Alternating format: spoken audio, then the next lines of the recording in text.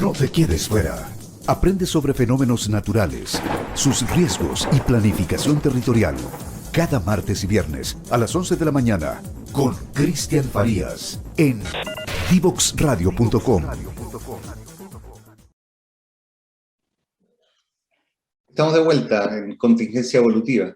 Los invito y las invito a que nos sigan en nuestras redes sociales, en @divoxradio, en Twitter, Facebook, LinkedIn e Instagram, y nos sigan también en nuestros canales de YouTube, Spotify y SoundCloud.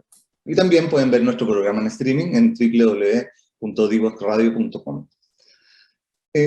Conversábamos en el break, conversábamos en la pausa, respecto a dos aspectos centrales, como por un lado estas nuevas morales que empiezan a aparecer, estas tensiones morales que vienen de la emergencia del paradigma de la sensibilidad, que le da pie a que haya una moral no única, digamos, como una moral institucional, y que si lo miramos dentro del fenómeno social, es una sensibilidad que viene creciendo hace bastante rato, no muy escuchada por el sistema político, pero viene creciendo, pero con la presidenta de la convención, se instala como un paradigma, digamos, de lo multi, de lo pluri, de la horizontalidad, que tiene que ver con el paradigma de la sensibilidad, pero en su etapa institucional de entrada. Entonces, no se ha encontrado todavía con los problemas de la gestión de eso. Y uno de los problemas de la gestión de eso tiene que ver con cómo lidio con morales aparentemente opuestas, instaladas, algunas refundadoras, algunas ultraconservadoras, en las que no hay mucho espacio para la integración, que es el paso siguiente paradigmático. Claro, la forma de articular esa tensión que tú relatas es bien importante, porque va a dar lugar a un cierto resultado distinto en función de cómo se gestione. Porque si esas sensibilidades, primero hay una aceptación, teóricamente, de todas las sensibilidades, pero después tengo que tratar de que la mía esté escrita y esté refrendada y sea la que prima. Y ahí se traiciona a sí misma, se traiciona a sí mismo el paradigma de las sensibilidades al intentar instalar, ¿no es cierto?, mi propia visión en el orden. Entonces, ¿cómo construís un orden que de alguna manera integre todas estas fragmentaciones y todas estas sensibilidades? Es complicado, requiere altura de mira, ¿no es cierto?, requiere flexibilidad, y finalmente requiere aceptar que mi moral es tan válida y legítima como otra y que no voy a tratar de imponerla. Lo que hemos visto hasta ahora es una lucha de imposición de morales, digamos, por así decirlo, de sensibilidades fragmentadas, ¿no es cierto?, que a través de herencias doctrinarias que cada uno trae, trata de instalar argumentativamente primero y luego a través de los votos, de lograr votos, ¿no es cierto? Entonces, el riesgo que tenemos es un riesgo de una trinchera permanente en que estas sensibilidades y fragmentaciones se confrontan hasta que, por alianzas, de alguna manera, políticas, ¿no es cierto?, de votación numérica, terminan imponiéndole a otras esa mirada. Y bueno, ahí tenemos, como le decíamos en el programa anterior, un germen de armisticio, más que ¿cómo se llama?, de visión común de la sociedad o compartida, no sé si común, de la sociedad. Entonces, la forma en que esa trayectoria suceda va a ser muy condicionante del resultado de la convención como texto, como concepto, y del resultado de la aplicación también. Porque puede haber un texto, el punto es cómo se valida ese texto. Si ese texto es por poco, le ganó aquí, le ganó allá, después el plebiscito de salida sale con 51-49, después, obviamente que la validación, la instalación de esa conceptualización constitucional va a ser diferente. Entonces, creo que es muy importante poner atención al proceso. El proceso es el que va a gestar la forma de relación. O sea, cómo se relacionan los constituyentes va a reflejar un poco en el texto cómo nos vamos a relacionar de alguna manera en la sociedad. Y ahí, como, por un lado, este sistema de paradigma sensible, que es un sistema reactivo, es un sistema reactivo a la estructura de verdad superior del paradigma del orden. O sea, viene a decir como de las verdades son absolutas y únicas, que venían en la deriva del orden, a las verdades son relativas. Y eso complejiza brutalmente, digamos, la forma de relacionarse, porque al final yo sostengo mi propia verdad, y es válida y es legítima, y da pie para que aparezcan cosas como la arancibia, digamos. Como dentro de ese espacio, bueno, yo estoy dentro del juego, pero ahí la verdad relativa se empieza a transformar un poco en absoluta, digamos, como bueno, como cuál es el juicio moral que me aparece sobre eso. Sí. Y dale. No, y volvemos un poco a que ese paradigma de sensibilidad que intenta instalarse en términos de orden, pero no lo consigue, porque con Piketty choca con otros paradigmas, con otras sensibilidades que también son legítimas, se frustra.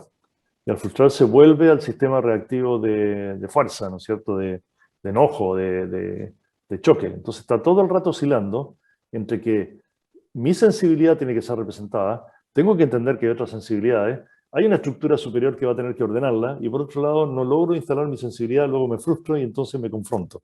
Esa revuelta, digamos, creo que se está dando, que para nuestros auditores que se manejan en teoría evolutiva cultural y que hemos compartido y hemos debatido, es el verde sensible, ¿no es cierto?, y que tiene muchas múltiples sensibilidades, pero que tiene que encajar en un azul orden que ordena a todos, y como se frustra al no lograr instalar su sensibilidad, se va a rojo poder, ¿no es cierto?, a tratar de ejercerlo por la vía de la fuerza de la presión, incluso eventualmente de la calle.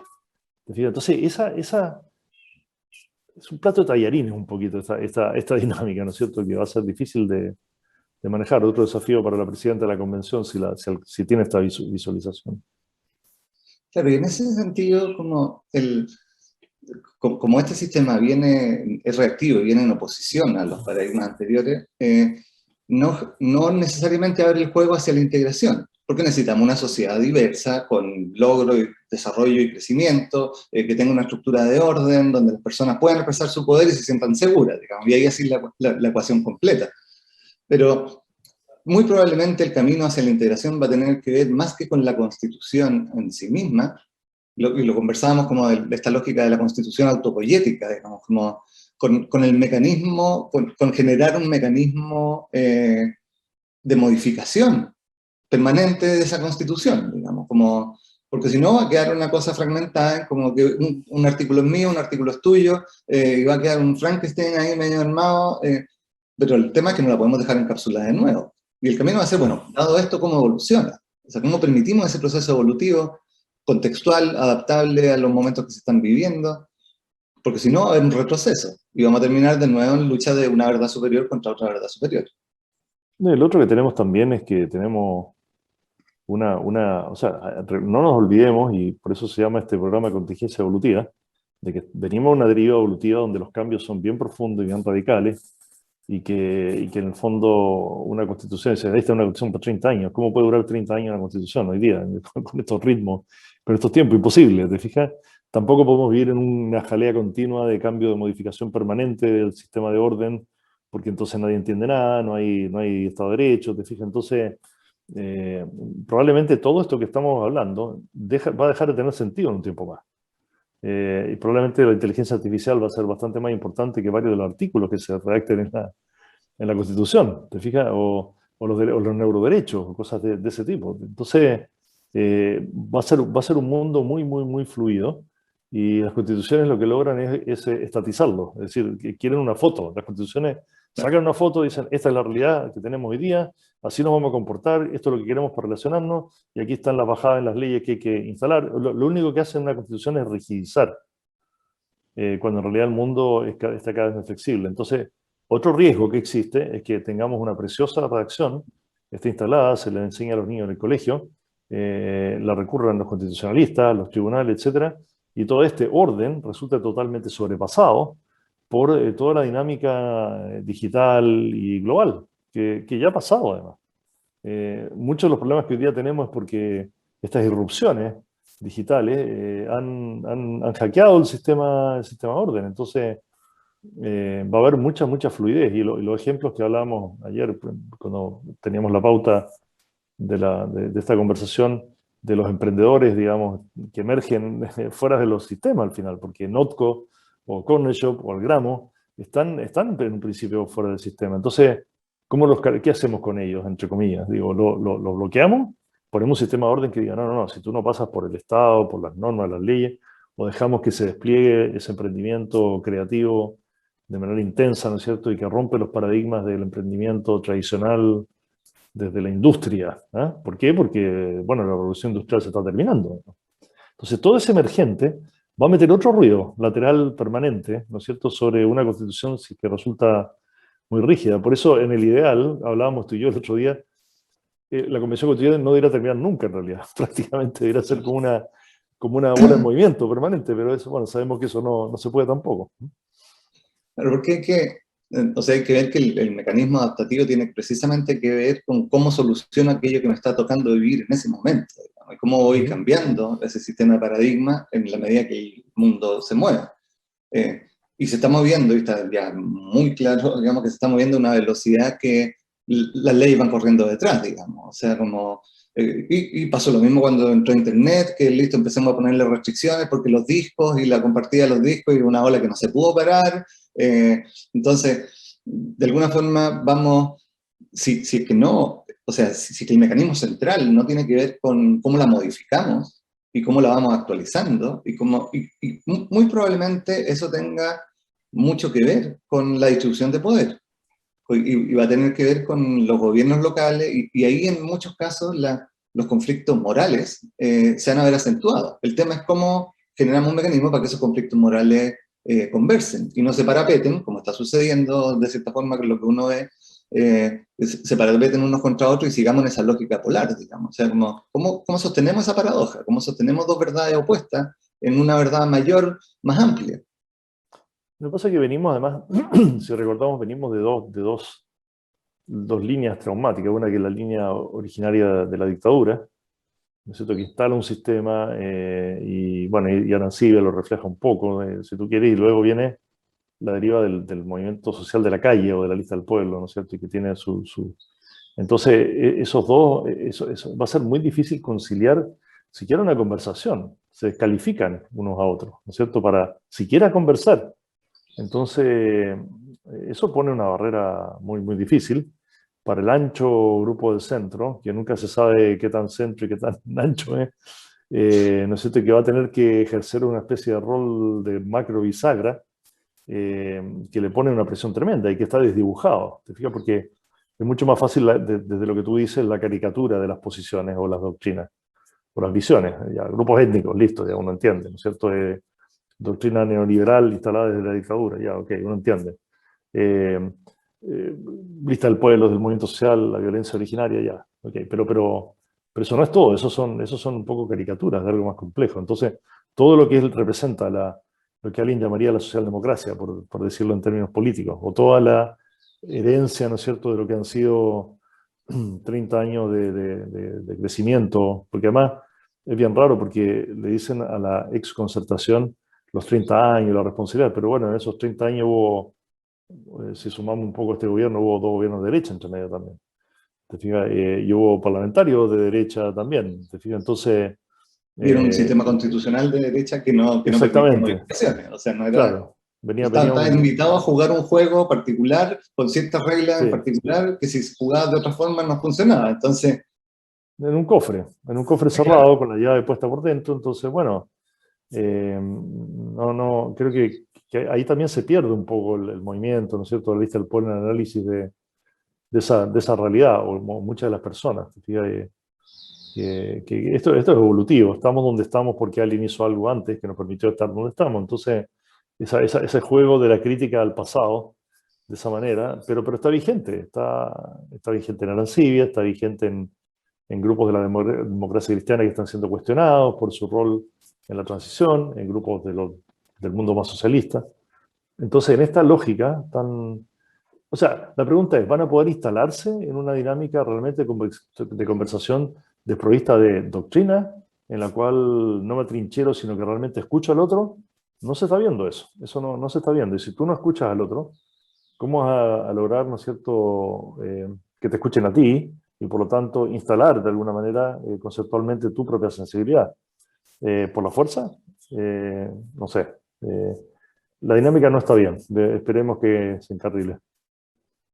Sí, hablábamos de estas cuatro formas de conversar de alguna forma, como cómo aparece rápidamente la conversación de trinchera. Como la conversación de trinchera, la mayoría de las veces yo me quedo en el relato, en la forma, y no logro escuchar la preocupación que hay detrás. porque cierro puerta antes, digamos, entonces tiendo a defender antes. Entonces, porque si empezamos a escarbar un poco, probablemente vamos a llegar más o menos a las mismas sensibilidades comunes del bienestar, y vamos a tener podemos llegar a ese discurso como un poco líquido, pero convergente. Pero tratamos en esa conversación de trinchera por un lado, bastante. Yo no creo que la convención suceda permanentemente así, yo creo que también es bastante farandulizado, digamos, y puesto, vamos a poner a la señora Marinovich gritando por el micrófono, vamos a mostrar, entonces, pero hay una dinámica ahí de trinchera, y a mí me aparece la conversación que la teníamos respecto al tema de esta moral reivindicatoria, digamos, que es parte de la conversación de trinchera, digamos, como esta moral que en algunos aspectos aparece como refundacional, y que tiene puesta la mirada en el pasado, ¿ya? Que genera otro tipo de conversación posible también, porque nos genera esa visión. Mi visión es que no quiero lo que es, mi visión es que no me gusta lo que está, pero es como de aquí para atrás, digamos, no es como de aquí para adelante. Porque bueno, igual, ¿cuál es la propuesta concreta, digamos? ¿Cómo se gestiona esa propuesta? ¿Cómo se financia? ¿Cómo reconoce las otras realidades? ¿Cómo no se pone una trinchera emocional, moral, una por sobre otra? Entonces, ¿cuáles son las conversaciones que necesitamos ahí? Claro, pues eso es la refundacional, pero ¿refundacional qué? O sea, no se entiende bien en qué consistiría la nueva fundación.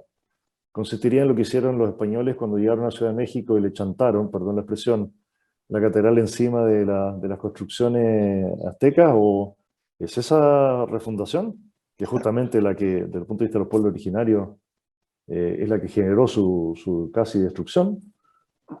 ¿O la refundación consiste en imponer mis elementos fundacionales sobre el resto de la población? ¿O la refundación consiste en que por primera vez o por mucho tiempo vamos a conversar e instalar algo que es realmente común?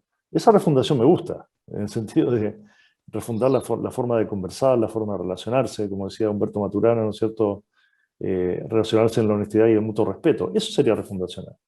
Pero yo no creo en las refundaciones, me dan terror, las refundaciones desde arriba, ¿te fijas? Solo ideologizadas. Yo vengo aquí, traigo la verdad, esta es mi doctrina, y voy a refundar la sociedad sobre la base de esta doctrina. Eso ya está fracasado en todas partes. Incluso hasta el propio capitalismo hoy día está cuestionado. Si tú lees a Chomsky o lees, no sé, la forma de la relación humana, la forma en que trabajamos, etc., todo eso está cuestionado.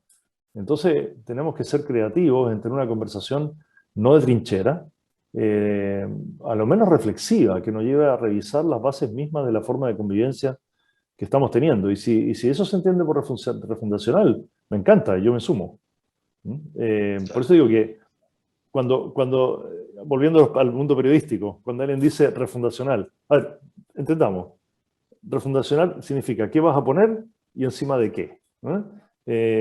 ¿Estamos hablando de sistemas políticos, estamos hablando de ideología, estamos hablando de moral, o estamos hablando de forma de refundar la forma en que nos relacionamos los humanos?